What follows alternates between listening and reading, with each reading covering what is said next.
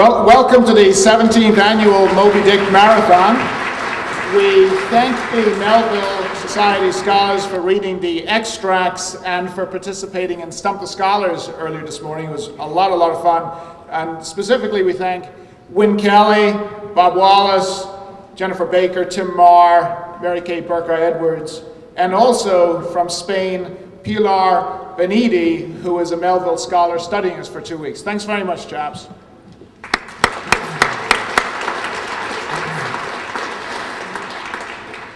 The marathon, conceived by Whaling Museum volunteer Erwin Marks 17 years ago, has become a true phenomenon.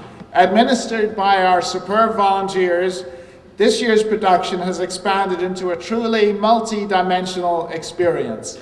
It's the perfect tonic to wash away the winter blues, and in fact, it's our very own unique GAM. As president of this fine institution, it's my pleasure to welcome you today and tomorrow as we celebrate this uninterrupted reading of Moby Dick, the great American literary classic written by Herman Melville. Well, we stand here in the Bourne building, erected in 1916 in memory of Jonathan Bourne, one of the greatest whaling masters ever. And it is apparent that here in New Bedford's beautiful National Park, we're all actors in a theatrical stage, as if created specifically for the narration of this timeless classic.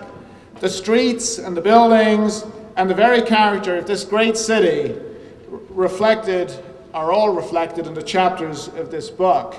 As we read about Pequod, well, we have our own half-scale model of the Lagoda in front of us. When Ishmael lies in his hammock, well, we have our forecastle, and I suspect it's going to be well used in the wee hours of the morning. And when we read about Queequeg's tattoos, well, we look around the college students here today and we think that Melville would be proud. Particularly, we thank the artists, the visual artists, who are adding great depth to this event and help us reinterpret Melville. Artist Matt Kish from Ohio spoke to us last night on his fabulous book. He painted one painting every day for each of the 522 pages in his edition of Moby Dick. Remarkable. We thank artist Jason Hancock for creating a fascinating body of work inspired by Moby Dick. It's in an exhibit off to my left. It's called Among the Whales Amid the Vortex. Next to it, curator Michael Lapides encouraged 1,300 people from around the world to send in images in his exhibit called Signifying the Whale. Check that out too. Museum docent Dave Blanchette for his illustration. It's on my pin here. And make sure you don't leave New Bedford without your own t-shirt from our gift shop. Tricia Kirby for loaning the painting of Gregory Peck as Ahab from 1956, Illustration on Time, which was painted by her father, Stanley Cox, and Dave England for loaning his bust of Herman Melville, and for Paddy Thomas and the actors of Culture Park for providing what will be a great performance of Chapter 40. Well, now we get to the readers, all 180, the youngest being 15. Readers will be speaking in their native tongues from Russian, Netherlands, I guess that's Flemish, Italian, Portuguese, Japanese, Spanish, and if we can understand it, Canadian. Bob Branco is going to be our first Braille reader. How about that? Our first Braille reader. We welcome all of you watching and listening over the internet. This has really gone viral. This reading will be live streamed around the world for you to enjoy and savor. So readers, don't mess up your line, or else you can call your Senator Ishmael.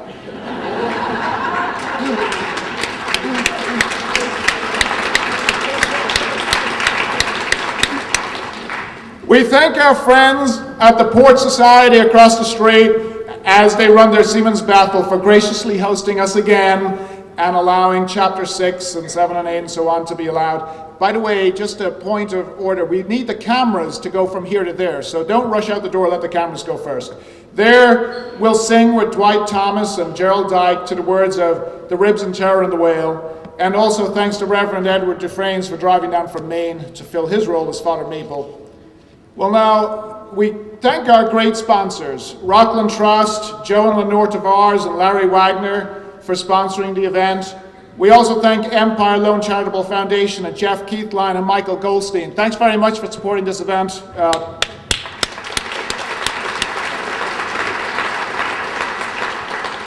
And we asked many of you to support too this year, and we thank you for answering that urgent call. Indeed, we had dozens of donations come in, so thank you. Like a crew of a ship, this marathon would not be possible were it not for the great teamwork of our remarkable staff and volunteers. We thank them all, and particularly we thank Robert Rocha, our science director, for organizing this year's marathon. Thank you, Bob.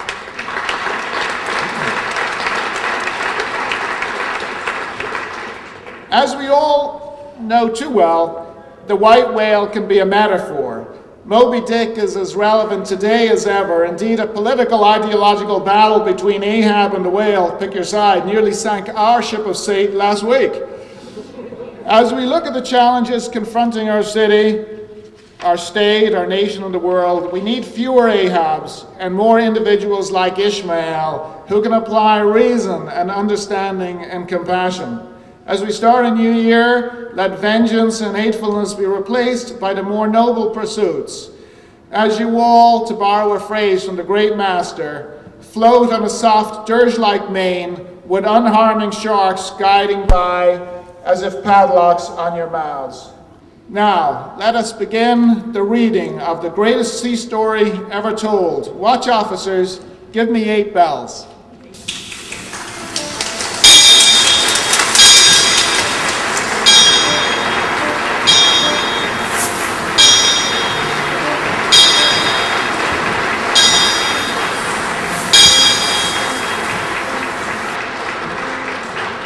Call me Ishmael. Some years ago, never mind how long precisely, having little or no money in my purse and nothing particular to interest me on shore, I thought I would sail about a little and see the watery part of the world. It is a way I have of driving off the spleen and regulating the circulation.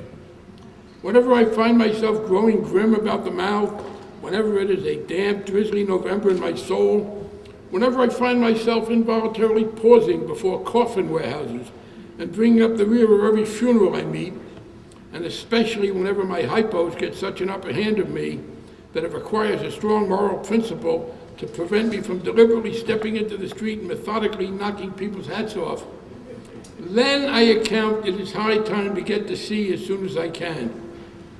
This is my substitute for pistol and ball. With a philosophical flourish, Cato throws himself upon his sword. I quietly take to the ship. There is nothing surprising in this. If they but knew it, almost all men in their degree, sometime or other, cherish very nearly the same feelings towards the ocean with me. There now is your insular city of the Manhattoes, belted round by wharves as Indian Isles by coral reefs. Commerce surrounds it with her surf. Right and left, the streets take you waterward. Its extreme downtown is the Battery, where that noble mole is washed by waves and cooled by breezes. While a few hours previous we're out of sight of land, look at the crowd of water gazers there. Circumambulate the city of a dreamy Sabbath afternoon. Go from Corley's Hook to Coney's Slip, and from thence by Whitehall northwards. What do you see? Posted like silent sentinels all around the town, stand thousands upon thousands of mortal men fixed in ocean reveries, some leaning against the spiles, some seated upon the pierheads, some looking over the bulwarks of ship from China, some high aloft in the rigging as if striving to get a still better seaward peep. But these were all landsmen, of weekdays pent up in lath and plaster, tied to counters, nailed to benches, clinched to desks. How then is this? Are the green fields gone? Why do they come here? But look, here come more crowds, pacing straight for the water and seemingly bound for a dive. Strange! Nothing will content them but the extremest limit of the land. Loitering under the shady lee of yonder warehouses will not suffice. No, they must get just as nigh the water as they possibly can without falling in. And there they stand, miles of them, leagues, Inlanders all, they come from lanes and alleys, streets and avenues, north, east, south, and west. Yet here they all unite. Tell me, does the magnetic virtue of the needles of the compasses of all these ships attract them thither? Once more, say you are in the country, in some high land of lakes. Take almost any path you please, and 10 to 1 it carries you down in a dale and leaves you there by a pool in the stream. There is magic in it. Let the most absent-minded of men be plunged in his deepest reveries. Stand that man on his legs, set his feet a-going, and he will infallibly lead you to water, if water there be in that region. Should you ever be athirst in this great American desert, try this experiment, if your caravan happens to be supplied with a metaphysical professor. Yes, as everyone knows, meditation and work are wedded forever. But here is an artist. He desires to paint you the dreamiest, shadiest, quietest, most enchanting bit of romantic landscape in all the valley of the Saco. What is the chief element he employs?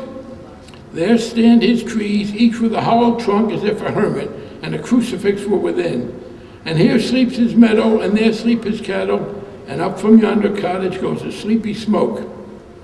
Deep into distant woodlands winds a mazy way, reaching to overlapping spurs of mountains, bathed in their hillside blue. But through the picture lies thus tranced, and though this pine tree shakes down its size like leaves upon the shepherd's head, yet all were vain, unless the shepherd's eye were fixed upon the magic stream before him. Go visit the prairies in June, when for scores on scores of miles you wade knee-deep among tiger lilies. What is the one charm wanting? Water. There was not a drop of water there. Were Niagara but a cataract of sand, would you travel your 1,000 miles to see it?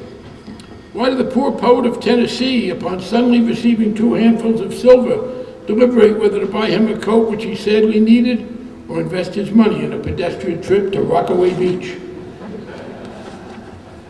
Why is almost every healthy boy with a robust, healthy soul in him at some time or other crazy to go to sea?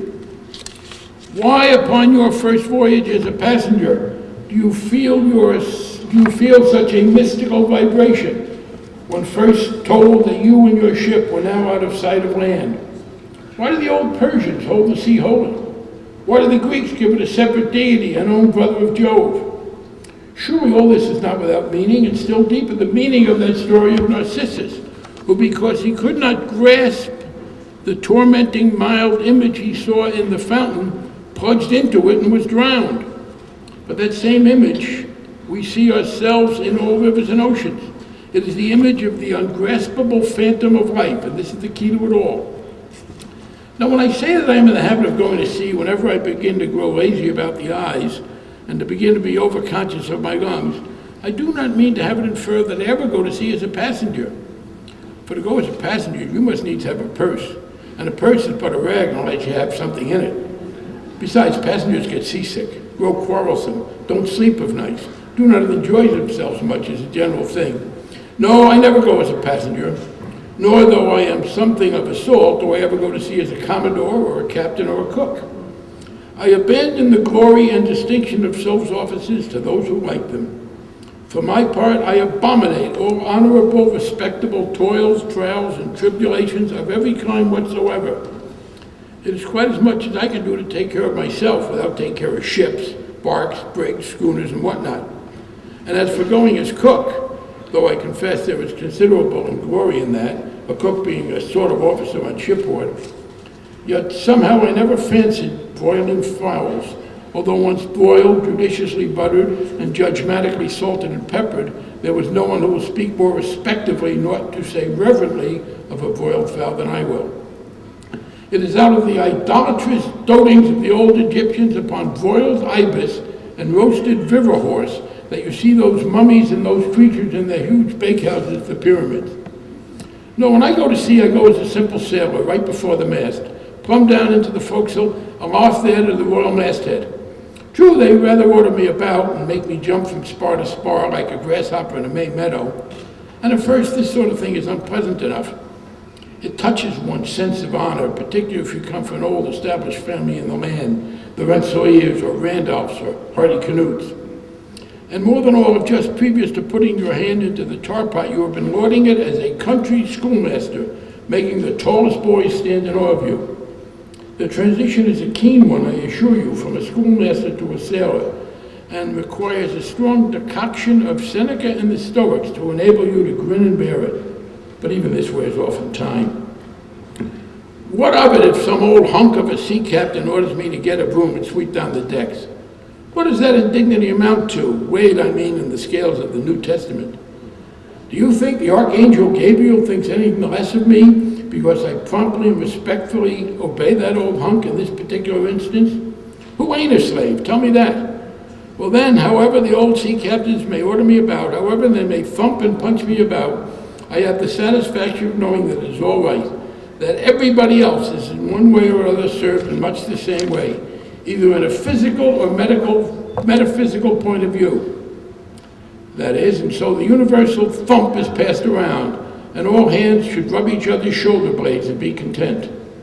Again, I always go to sea as a sailor because they make a point of paying me for my trouble, whereas they never pay passengers a single penny that I ever heard of. On the contrary, passengers themselves must pay, and there is all the difference in the world between paying and being paid. The act of paying is perhaps the most uncomfortable infliction that the two orchard thieves entails upon us. But being paid? What will compare with it? The urbane activity with which a man receives money is really marvelous, considering that we so earnestly believe money to be the root of all earthly evils, and that on no account can a money man enter heaven. Ah, how cheerfully we consign ourselves to perdition. Finally, I always go to sea as a sailor because the wholesome exercise and pure air of the forecastle deck. For as in this world headwinds are far more prevalent than winds from astern, that is if you never violate the Pythagorean maxim. So for the most part, the Commodore on the quarterdeck gets his atmosphere at second hand from the sailors on the forecastle. He thinks he breathes it first, but not so. In much the same way do the commonalty lead their leaders in many other things at the same time that the leaders little suspected. But wherefore it was that after having repeatedly smelt the sea as a merchant sailor, I should now take it into my head to go on a whaling voyage. This, the invisible police officer of the fates, who has the constant surveillance of me and secretly dogs me and influences me in some unaccountable way, he can better answer than anyone else. And doubtless my going on this whaling voyage formed part of the grand program of Providence that was drawn up a long time ago. It came in as a sort of brief interlude in solo between more extensive performances. I take it that this part of the bill must have run something like this. Grand contested election for the presidency of the United States. Whaling voyage by one Ishmael. Bloody battle in Afghanistan. Though I cannot tell why it was exactly that those stage managers, the fates, put me down for this shabby part of a whaling voyage, when others were set down for magnificent parts in high tragedies and short and easy parts in genteel comedies and jolly parts in farces. Though I cannot tell why this is exactly, yet now that I recall all the circumstances, I think I can see a little into the springs and motives which, being cunningly presented to me under various disguises, induced me to set about performing the part I did, besides cajoling me into the delusion that it was a choice resulting from my own unbiased free will and discriminating judgment. Chief among these motives was the overwhelming idea of the great whale himself. Such a portentous and mysterious monster roused all my curiosity. Then the wild and distant seas where he rolled his island bulk, the undeliverable nameless perils of the whale, these with all the attending marvels of 1,000 Patagonian sights and sound helped sway me to my wish. With other men, perhaps, such things would not have been inducements. But as for me, I am tormented with an everlasting itch for things remote. I love to sail forbidden seas and land on barbarous coasts. Not ignoring what is good, I am quick to perceive a horror and could still be social with it, where they let me, since it is but well to be on friendly terms with all the inmates of the place one lodges in. By reason of these things, then, the whaling voyage was welcome. The great floodgates of the wonder world swung open, and in the wild conceits that swayed me to my purpose, two and two there floated in my inmost soul endless processions of the whale, and most of them all one great hooded phantom like a snow hill in the air.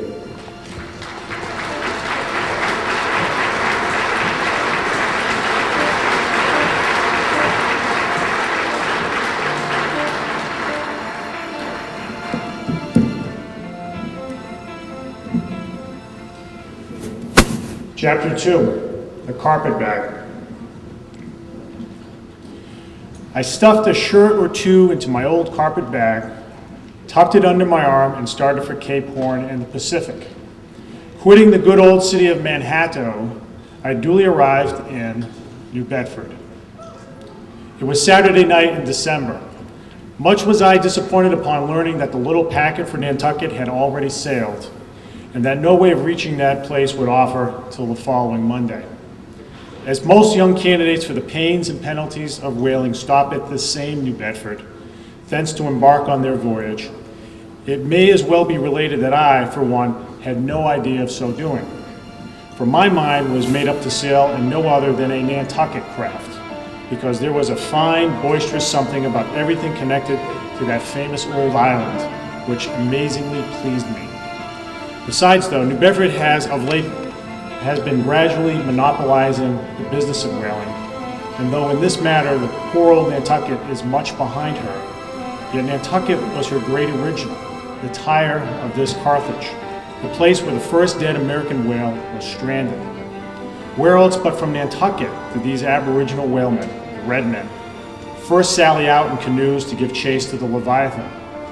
And where but from Nantucket, too, did that first adventurous little sloop put forth, partly laden with imported cobblestones, so the story goes, to throw at the whales, in order to discover when they were nigh enough to risk a harpoon from the bowsprit. Now, having a night, a day, and still another night following before me in New Bedford, ere I could embark for my destined port, it became a matter of concernment where I was to eat and sleep meanwhile. It was a very dubious-looking, nay, a very dark and dismal night, bitingly cold and cheerless. I knew no one in the place. With anxious grapnels, I had sounded my pocket and only brought up a few pieces of silver. So, wherever you go, Ishmael, said I to myself, as I stood in the middle of a dreary street, shouldering my bag and comparing the gloom toward the north with the darkness toward the south, wherever in your wisdom you may conclude to lodge for the night, my dear Ishmael, be sure to inquire the price, and don't be too particular. With halting steps, I paced the streets and passed the sign of the crossed harpoons, but it looked too expensive and jolly there. Further on, from the bright red windows of the Swordfish Inn, there came such fervent rays that it seemed to have melted the packed snow and ice from before the house, for everywhere else the congealed frost lay 10 inches thick in a hard asphaltic pavement, rather weary for me when I stuck my foot against the flinty projections, because from hard, remorseless service, the soles of my boots were in a most miserable plight. Too expensive and jolly again, thought I, pausing one moment to watch the broad glare in the street and hear the sounds of the tinkling glasses within. But go on, Ishmael, said I at last. Don't you hear? Get away from before the door. Your patched boots are stopping the way. So on I went. I now by instinct followed the streets that took me waterward, for there, doubtless, were the cheapest, if not the cheeriest, inns. Such dreary streets, blocks of blackness, not houses, on either hand, and here and there a candle, like a candle moving about in a tomb. At this hour of the night, of the last day of the week, that quarter of the town proved all but deserted. But presently I came to a smoky light proceeding from a low, wide building, the door of which stood invitingly open. It had a careless look, as if it were meant for the uses of the public. So, entering, the first thing I did was to stumble over an ash box on the porch. Ha, I thought, ha! As the flying particles almost choked me, are these the ashes from the destroyed city Gomorrah? But the crossed harpoons and the swordfish, this then must needs be the sign of the trap. However, I picked myself up, and hearing a loud voice from within, pushed on and opened a second interior door. It seemed the great black parliament sitting in Tophet. 100 black faces turned around in their rows to peer, and beyond, a black angel of doom was beating a book in a pulpit. It was a Negro church, and the preacher's text was about the blackness of darkness, and the weeping and wailing and teeth gnashing there. Ha, Ishmael, muttered I, backing out. Wretched entertainment at the sign of the trap. Moving on, I at last came to a dim sort of light not far from the docks and heard a forlorn creaking in the air. And looking up, saw a swinging sign over the door with a white painting upon it, faintly representing a tall, straight jet of misty spray, and these words underneath: "The Spouter Inn, Peter Coffin." Coffin? Spouter? Rather ominous in that particular connection, thought I. But it is a common name in Nantucket, they say, and I suppose this Peter came here as an immigrant from there. As the light looked so dim, and the place for the first time looked so quiet, and the dilapidated wooden house itself looked as if it might have been carted here from the ruins of some burnt district, and as the swinging sign had a poverty-stricken sort of creak to it, I thought that here was the very spot for cheap lodgings and the best pea coffee. It was a queer sort of place, a gable-ended old house, one side palsied as it were and leaning over sadly. It stood on a sharp, bleak corner where that tempestuous wind Euroclydon kept up a worse howling than ever it did about poor Paul's tossed craft. Euroclydon, nevertheless, is a mighty pleasant zephyr to anyone indoors, with his feet on the hob quietly toasting for bed. In judging of that tempestuous wind called Euroclydon, says an old writer of whose works I possess the only copy extant, it maketh a marvelous difference whether thou lookest out at it from a glass window where the frost is all but on the outside, or whether thou observest it from the sashless window where the frost is on both sides, and of which the white death is the only glacier. True enough, thought I, as this passage occurred to my mind, old black letter, thou reasonest well. Yes, these eyes are windows, and this body of mine is the house. What a pity they didn't stop up the chinks and crannies, though, and thrust them in a little lint here and there. But it's too late to make any improvements now. The universe is finished, the copestone is on, and the chips were carted off 1,000,000 years ago. Poor Lazarus there, chattering his teeth against the curbstone for his window and shaking off his tatters with his shiverings, he might plug up both ears with rags and put a corn cob in his mouth, and yet that would not keep out the tempestuous Euroclydon. Euroclydon, says old Dives in his red silken wrapper. He had a redder one afterwards. Pooh-pooh.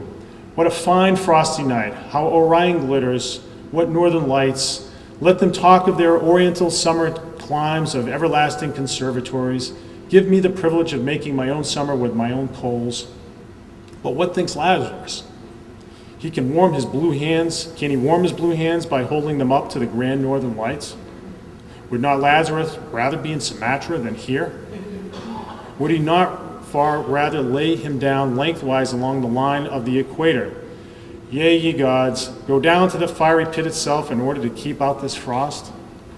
Now that Lazarus should lie stranded there on the curbstone before the door of Dives, this is more wonderful than an iceberg should be moored to one of the Moluccas.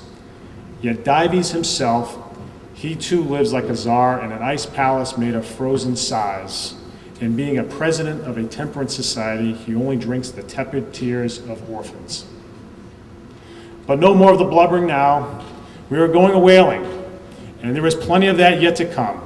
Let us scrape the ice from our frosted feet and see what sort of place this spouter may be.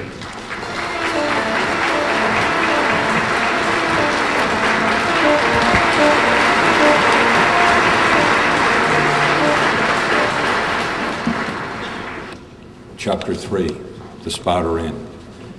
Entering the gable-ended Spouter Inn, you found yourself in a wide, low, straggling entry with old-fashioned wainscots reminding one of the bulwarks of some condemned old craft. On one side hung a very large oil painting, so thoroughly besmoked and every way defaced that in the unequal cross-lights by which you viewed it, it was only by diligent study and a series of systemic visits to it and carefully inquiry of the neighbors that you could anyway arrive at an understanding of its purpose. Such unaccountable masses of shades and shadows that at first you almost thought some ambitious young artist, in the time of the New England hags, had endeavored to delineate, chaos bewitched, but by dint of much and earnest contemplation and oft-repeated ponderings, and especially by throwing open the little window towards the back of the entry, you at last come to the conclusion that such an idea, however wild, might not be altogether unwarranted. But what most puzzled and confounded you was a long, limber, portentous black mass of something hovering in the center of the picture over 3 blue, dim, perpendicular lines, floating in a nameless yeast. A boggy, soggy, squishy picture, truly, enough to drive a nervous man distracted. Yet was there a sort of indefinite, half-attained, unimaginable sublimity about it that fairly froze you to it, till you involuntarily took an oath with yourself to find out what that marvelous painting meant? Ever and anon, a bright but alas deceptive idea would dart you through. It's the Black Sea in a midnight gale. It's the unnatural combat of the 4 primal elements. It's a blasted heath. It's a Hyperborean winter scene. It's the breakup of ice-bound stream of time. But alas, all these fantasies yield to one pretentious something in the picture's midst, that once found out and all the rest were plain. But stop, does it not bear a faint resemblance to a gigantic fish, even the great Leviathan himself? In fact, the artist's design seemed this, a final theory of my own, based partly upon the aggregate opinions of many aged persons with whom I conversed upon the subject. The picture represents a Cape Horner in a great hurricane, the half-foundered ship weltering there in its with its 3 dismantled masts alone visible, an exasperated whale purposing to spring clear over the craft in the enormous act of impaling himself upon the 3 mast heads. The opposite wall of this entry was hung all over with heathenish array of monstrous clubs and spears. Some were thickly set, with glittering teeth resembling ivory saws. Others were tufted with knots of human hair, and one was sickle-shaped, with a vast handle sweeping round like the segment made in the new mown grass by a long-armed mower. But shudder as you gaze and wonder what monstrous cannibal and savage could ever have gone a death harvesting with such a hacking, horrifying implement. Mixed with these were rusty old whaling lances and harpoons all broken and deformed. Some were storied weapons. With this once long lance, now wildly elbowed, 50 years ago did Nathan Swain kill 15 whales between a sunrise and sunset. And that harpoon, so like a corkscrew now, was flung in the Javan seas and run away with by a whale, years afterwards slain off the Cape of Blanco. The original iron entered nigh the tail, and like a restless needle sojourning in the body of a man, traveled full 40 feet and at last was found embedded in the hump. Crossing this dusky entry, and on through yon low arched way, cut through what in old times must have been a great central chimney with fireplaces all around, you enter the public room. A still duskier place in this, with such low, ponderous beams above, and such old wrinkled planks beneath, that you would almost fancy you trod some old craft's cockpits, especially of such a howling night, when this cornered, anchored old ark rocked so furiously. On one side stood a long, low, shelf-like table covered with cracked glass cases, filled with dusty rarities gathered from this wide world's remotest nooks. Projecting from the further angle of the room stands a dark-looking den, the bar, a rude attempt at a right whale's head.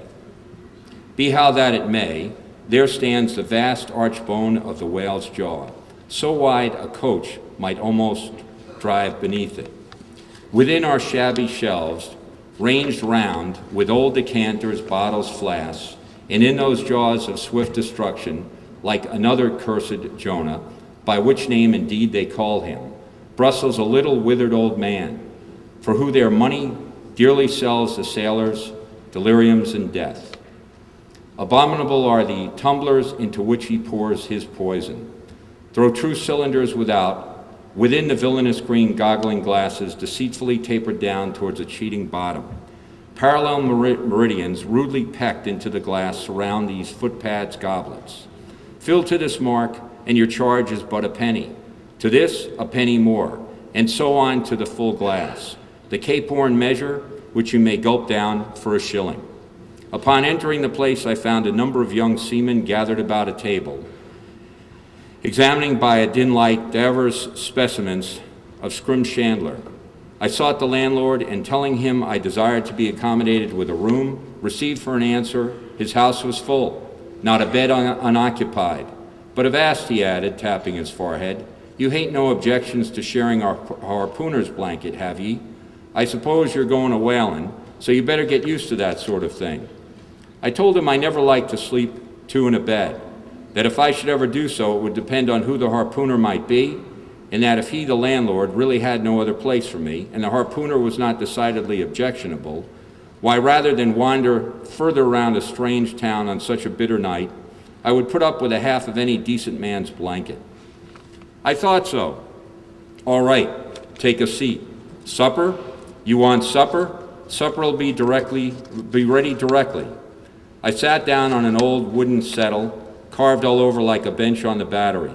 At one end, a ruminating tar was still further adorning it with his jackknife, stooping over and diligently working away at the space between his legs. He was trying his hand at a ship under full sail, but he didn't make much headway, I thought. At last, some 4 or 5 of us were summoned to our meal in an adjoining room.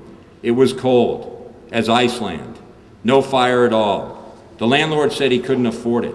Nothing but 2 dismal tallow candles, each in a winding sheet. We were fain to button up our monkey jackets and hold our lips cups of scalding tea with our half-frozen fingers. But the fare was the most substantial kind. Not only meat and potatoes, but dumplings. Good heavens, dumplings for supper.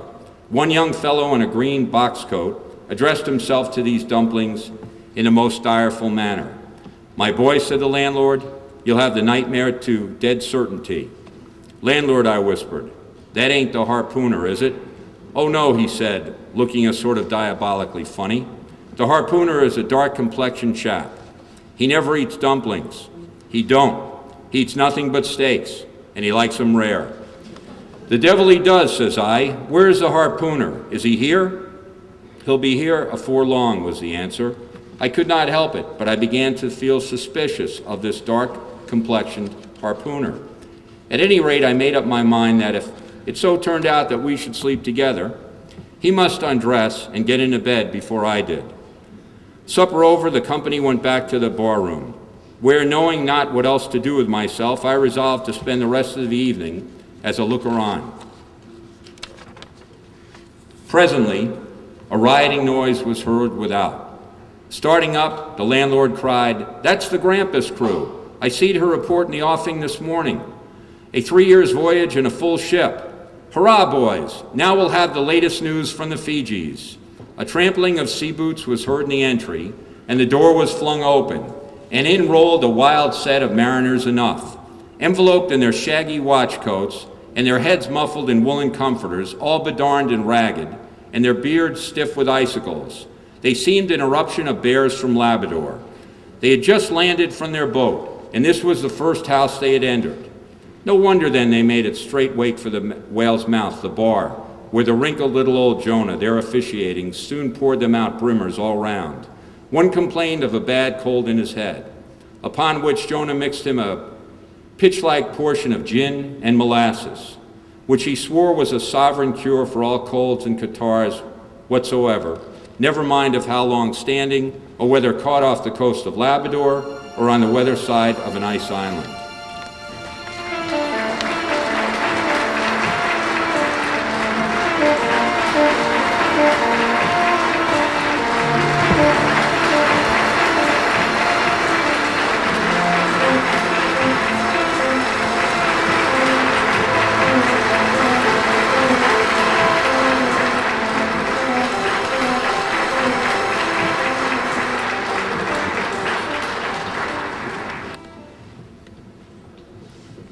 The liquor swoon-mounted in their heads, as it generally does, even with the arrestants, choppers, newly landed from the sea, and they began capering about almost obstreperously. I observed, however, that one of them held somewhat aloof, and though he seemed desirous not to spoil the hilarity of his shipmates by his own sober face, yet upon the whole he refrained from making as much noise as the rest. This man interested me at once, and since the sea gods had ordained that he should soon become my shipmate, though but a sleeping partner one, so far as this narrative is concerned, I will here venture upon a little description of him. He stood full 6 feet in height, with noble shoulders and a chest like a cofferdam. I have seldom seen such a broad man. His face was deeply brown and burnt, making his white teeth dazzling by the contrast, while in the deep shadows of his eyes floated some reminiscences that did not seem to give him much joy. His voice at once announced that he was a Southern, and from his fine stature, I thought he must be one of those tall mountaineers from the Allegheny Ridge of Virginia. When the revelry of his companions had mounted to its height, this man slipped away unobserved, and I saw no more of him till he became my comrade on the sea. In a few minutes, however, he was missed by his shipmates, and being, it seems, from some reason, huge favorite with them, they raised a cry, "Bulkington! Bulkington! Where's Bulkington?" and darted out of the house in pursuit of him. I was now about 9 o'clock, and the room seeming almost supernaturally quiet after these orgies, I began to congratulate myself upon a little plan that had occurred to me just previous to the entrance of the seamen. No man prefers to sleep two in a bed. In fact, you would be a good deal rather not sleep with your own brother. I don't know how it is, but people like to be private when they're sleeping. And when it comes to sleeping with an unknown stranger, in a strange inn, in a strange town, in that stranger a harpooner, then your objections indefinitely multiply. Nor was there any earthly reason why I, as a sailor, should sleep two in a bed more than anyone else. For sailors no more sleep two in a bed at sea than bachelor kings do ashore. To be sure, they all sleep together in one apartment, but you have your own hammock and cover yourself with your own blanket and sleep in your own skin. The more I pondered over this harpooner, the more I abominated the thought of sleeping with him. It was fair to presume that being a harpooner, his linen or woolen, as the case might be, might not be the tidiest, certainly not the finest. I began to twitch all over. Besides, it was getting late, and my decent harpooner ought to be home and going bedwards. Suppose now he should tumble in on me at midnight. How could I tell him from the vile hole he had been coming? "Landlord, I've changed my mind about that harpooner. I shan't sleep with him. I'll try the bench here." "Just as you please. I'm sorry I can't spare ye a tablecloth for a mattress. And it's a plaggy, rough board here, feeling of the knots and notches." "But wait a bit, Scrimshander. I've got a carpenter's plane there in the bar. Wait, I say, and I'll make you snug enough." So saying, he proceeded to plane, and with his silk handkerchief first dusted the bench, vigorously set planing away at my bed, and while grinning like an ape, the shavings flew right and left, till at last the plane iron had bumped against the indestructible knot. The landlord was nearing spraining his wrist, and I told him, for heaven's sakes, to quit. The bed was soft enough to suit me, and I did not know how all the planning in the world could make eider down of a pine plank. So gathering up my shavings with another grin and throwing them into the great stove in the middle of the room, he went about his business and left me in a brown study. I now took the measure of the bench and found that it was a foot too short, but that could be mended with a chair. But it was a foot too narrow, and the other bench in the room was about 4 inches higher than the planed one, so there was no yoking them. I then placed the first bench lengthwise along the only clear space against the wall, leaving a little interval between for my back to settle down in. But I soon found that there came such a drought of cold air over me from under the still window that this plan would never do at all, especially as another current from the nickety door met the one from the window, and both together formed a series of small whirlwinds in the immediate vicinity of the spot where I thought to spend the night. The devil fetched that harpoon, I thought. But stop, I couldn't steal a march on him. Bolt his door inside and jumped into his bed, not to be wakened by the most violent knockings. It seemed no bad idea, but upon second thoughts, I dismissed it.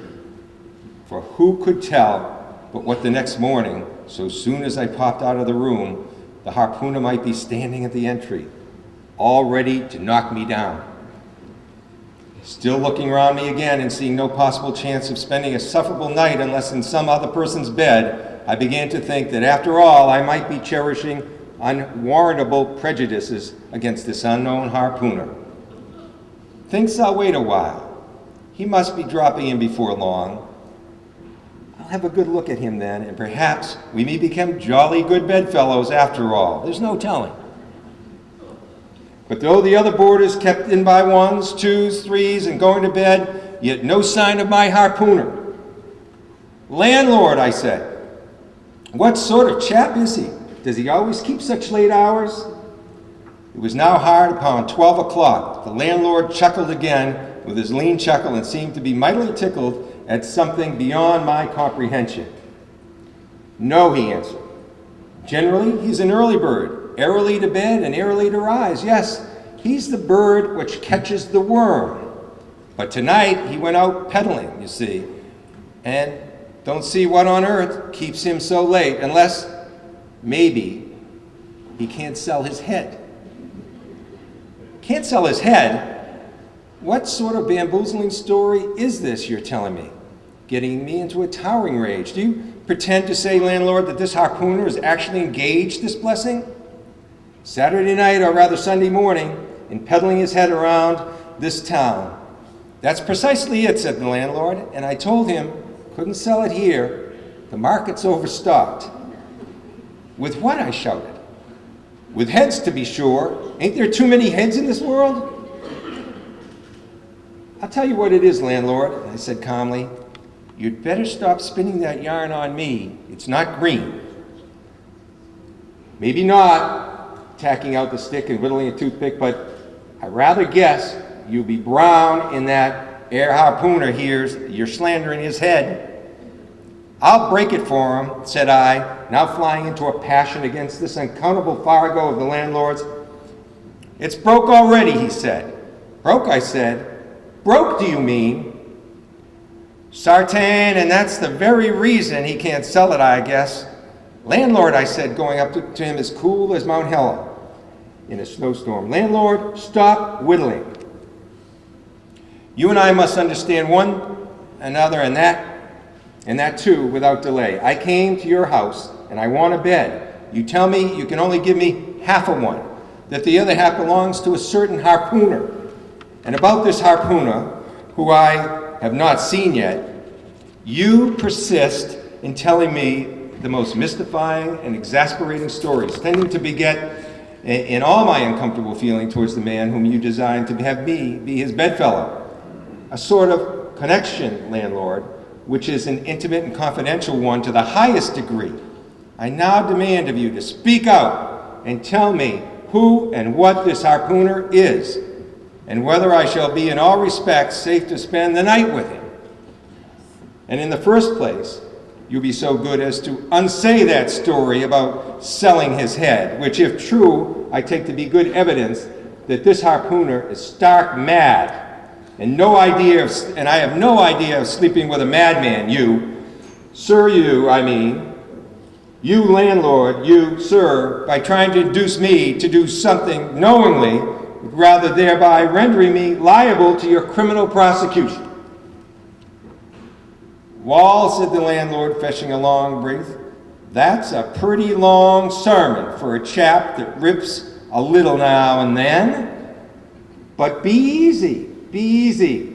This is here, harpooner, I've been telling you, and you had just arrived from the South Seas where you brought up a lot of bomb New Zealand heads, great curios, you know, and he sold them all but one.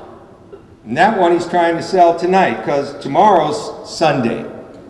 And it would not be good to sell human heads about the streets when folks are going to churches. He wanted to last Saturday, and I stopped him just as he was going out of the door with 4 heads strung on a string, far in the earth like a string of onions. This account cleared up the otherwise unaccountable mystery and showed that the landlord, after all, had no idea of fooling me, but at the same time, what could I think about a harpooner who stayed out on Saturday night, clean into the Holy Sabbath, engaging in such cannibal business as selling heads of dead idolaters.